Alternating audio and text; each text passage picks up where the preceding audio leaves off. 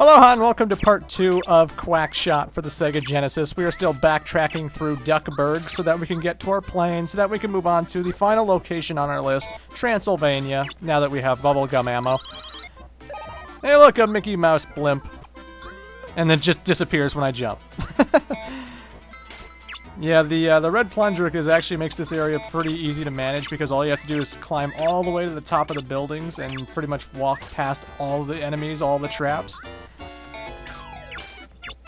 So, you know, it's fun to experiment with the red plunger, see how high you can go, see what different paths you want to try taking, you know. I mean, the game's linear for the most part, but it's still, you know, it's useful. But now, folks, let's call the airplane and head to Transylvania. Oh, did I mention the soundtrack in this game is fucking glorious, by the way? Duckburg sounds great. Transylvania coming up also sounds great. I mean, this song is just fucking badass. For the Sega Genesis, like, instruments they used, oh my god, these guys knew what they were doing.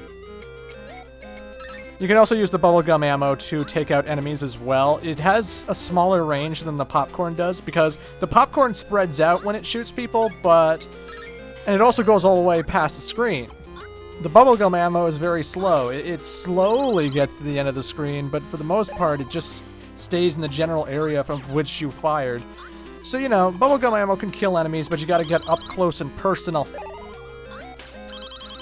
We also needed the Bubblegum Ammo to traverse through Transylvania, but we'll find out when we enter the castle why that is. Oh, this tune's awesome, though. I love the Transylvania track. It loops a little quickly, but man, is it glorious. Wow, this is a famous Dracula's castle! I swear, I keep coming up with a new impression of this bastard every time I talk. I don't care. Blow up the wall with the Bubblegum Ammo. Oh, thanks, Mr. Helpful Ghost. But why in the world did you come to such a sorry place? Scary place, whatever. I'm looking for King Garuzia's treasure! King Garuzia's treasure? Now I remember. Count Dracula has the treasure map in this castle. Cool. But I don't think Dracula will give up the treasure map too easily. Well, I imagine not. He's Dracula. And well, what the hell does Dracula want the treasure map for anyway? It's not like he's gonna go get the treasure. He just stays in Transylvania. I think he'd rather have blood than, you know, treasure. I mean, why would Dracula care about fucking valuable objects? Then again, I don't know. Why does Dracula act the way he does in any form of literature, video game, movie, like whatever version of Dracula you like best? They're all fucked up, I think. So wait, does this make this Castlevania now? I don't know. You know, I never actually got into DuckTales, the show. When I was a kid, I had limited channels to watch TV on. You know, I had a thing called YTV. It's in Canada. And when I was watching YTV, I saw practically no DuckTales at all.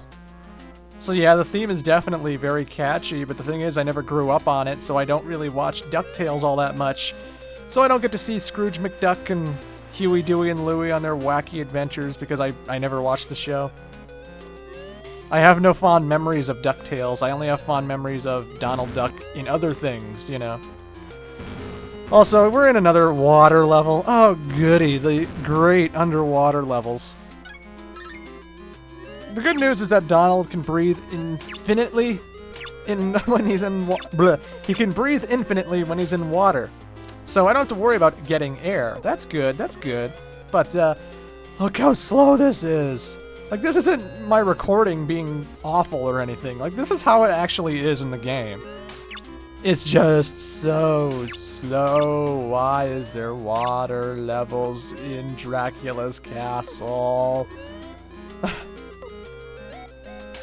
Very few games do water levels good. I kind of like how Mega Man does it because it stays the same speed and Mega Man jumps higher, so it adds a new gameplay element to Mega Man. I like underwater levels in Mega Man, but everything else, Super Mario, Donkey Kong, Sonic, I just hate underwater levels with a passion. I'm sorry, but I don't like the slow movement. I don't like the gimmicks. I just don't like it. Never have, never will. Anyway, this ghost, if you're standing still, then he doesn't do anything. He just turns around, sees you standing still, and he's like, oh, whatever. Then he keeps moving. However, if you're moving when he turns around, he splits apart into many different ghosts that all attack you. And by the way, you can't harm ghosts at all. The popcorn won't kill them. The bubblegum ammo won't kill them. So when this guy is about to turn around, oh, you fucking turn around. Don't look at him. Just stand still. Just do everything in your power to not attract the attention of the big fat ghost guy here.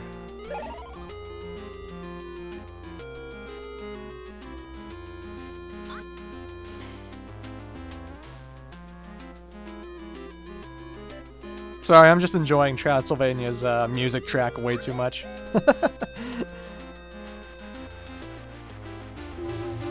But in case you've been paying attention, we just keep going through the same hallway. We just started back again. There's actually an alternate route we have to take in order to get through this infinitely looping hallway, and we need the bubblegum ammo to do it. Luckily, when you enter the area, they give you free bubblegum ammo, and it respawns every time you enter the hallway, so it's not like you won't have bubblegum ammo. The game's not badly designed, after all. But you destroy the big block of pink, and there's going to be that middle pink block that stays, no matter how much bubblegum ammo you shoot at it. And you ride it to get to this doorway, and the level continues onwards.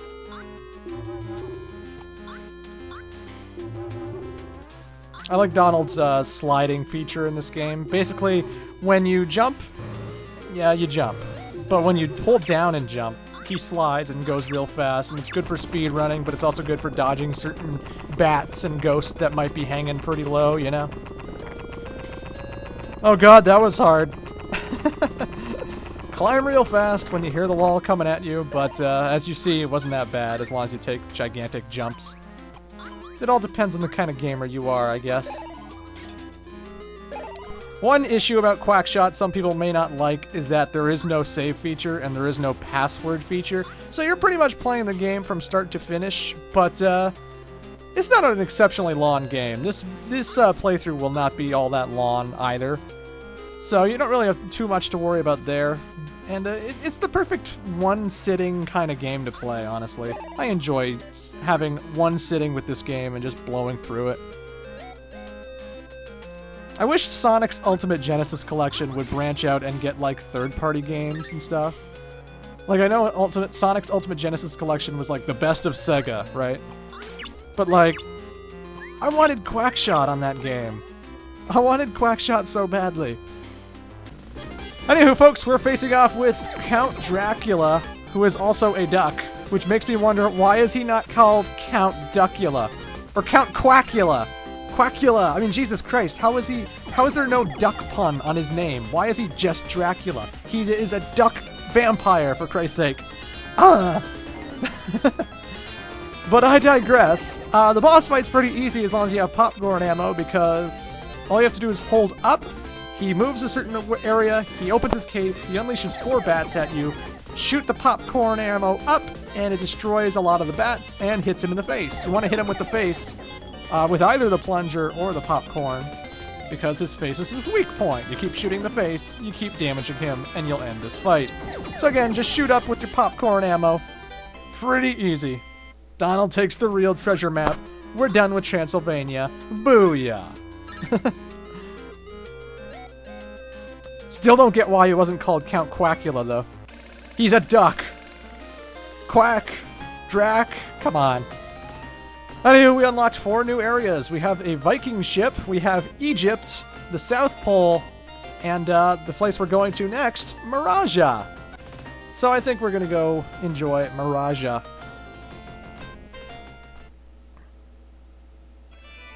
Oh, I love the music in this game.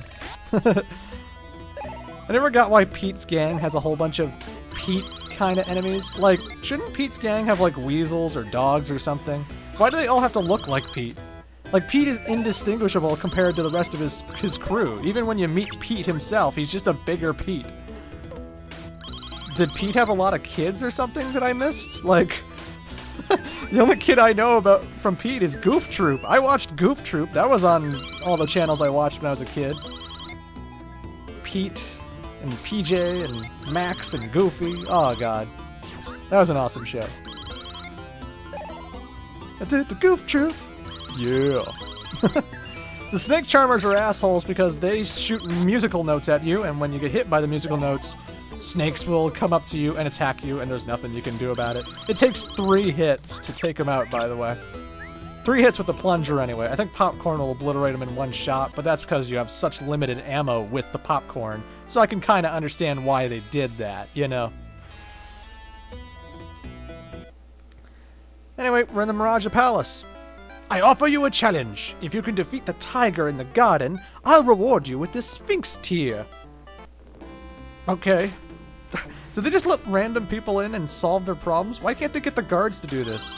There's a loose tiger in the garden, and you send some random guy to do it? Why don't you send your guards? And yeah, I am analyzing this kid's video game, god damn it. I need answers. I need answers, and I need them now. Mirage is kind of annoying because it's one of those maze-type levels where, like, there are many doors in this level, and all the doors take you to different places. The best way to keep track of which area you are in is because of the numbers on the doors. When you see number 6 on all the doors, you know, hey, I'm in the 6th area. And when you're back at number 1, you're like, oh shit, I just backtracked to where I started. That's not good. I don't want to go back to 1. You run into the door and you enter the door, so basically anytime you see a door you don't want to go into, you just jump over it and problem solved. But yeah, one of these doors will eventually lead to the tiger, and through countless going through doors, countless backtracking, countless of memorization and being like, no, I know where that door goes, you'll eventually find the tiger's area. It's not randomized at all, by the way. Like, if you've played Quackshot before, you already know where to go. And really, I kind of played this for the first time in years, so I was playing this kind of blind. Like, I didn't remember where the tiger was, but I still know how to fight him and everything, and this wasn't blind. Like, I've played this game millions of times. It's just I haven't played Quackshot in ages. So what you're seeing is the first recording, and I just rolled with it, and I was like, whatever. I wasn't lost too long. But everyone who does know where the tiger is probably looking at the screen right now going, oh, god damn it, Clement. You passed the door. What the fuck are you doing? I'm unsubbing right now. You fuck. I'm sure my fans are not that angry. Unless I bring up the fact that I don't like Metroid Prime. But, you know.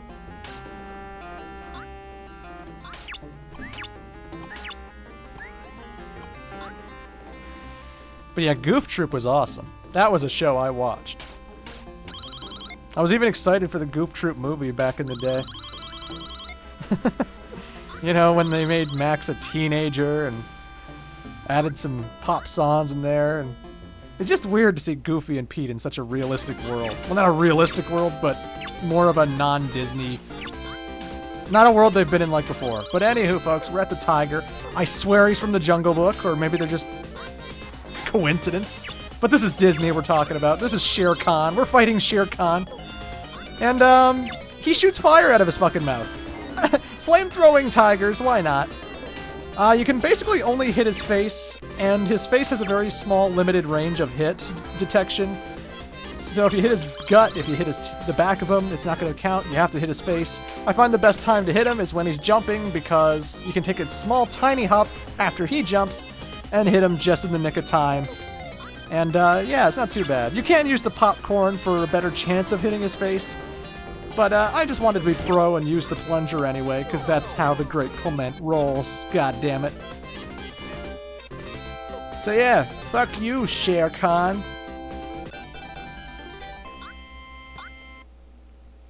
We defeated the tiger. As I promised, I will give you the Sphinx Tear. Cool, I got the Sphinx Tear. Now, because it's called the Sphinx Tear, you can probably guess where we're going next. But, you know, I'll let you all figure it out. And we'll go to the next destination in part 3. See you then.